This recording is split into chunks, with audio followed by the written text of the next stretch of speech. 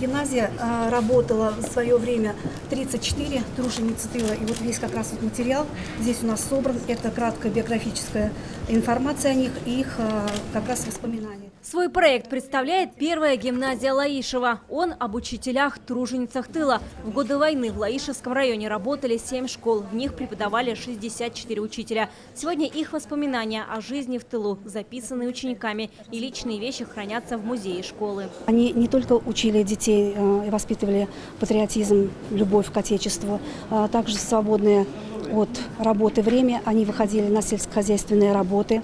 Они вязали вечерами теплые вещи для участников войны. Это проект «У войны не женское лицо». Он инициирован объединением женщин-депутатов «Мерхамет Милосердие». О каждом ветеране тыла собирали материалы, с каждой общались.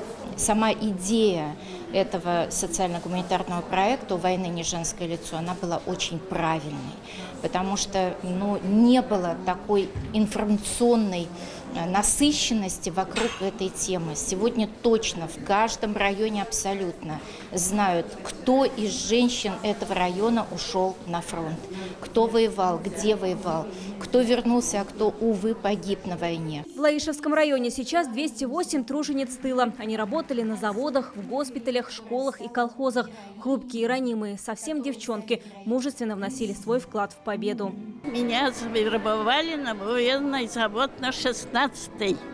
И я проработала там 40 лет. Для самолетов все, заготавливала лопатки. Она с 13 лет работала в колхозе. Они, значит, это, во-первых, зерно сажали, они эти зерно им привозили в амбар, они его обрабатывали, вот кантарили, эту муку отправляли на фронт.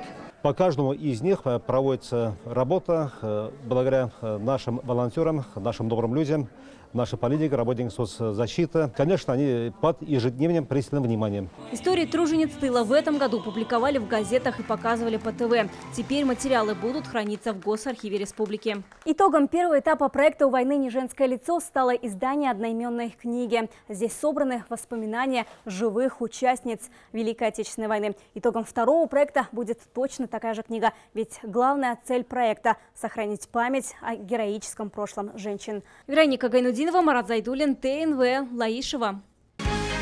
Закажи рекламу на ТНВ. Телефон в Казани 5 705 100.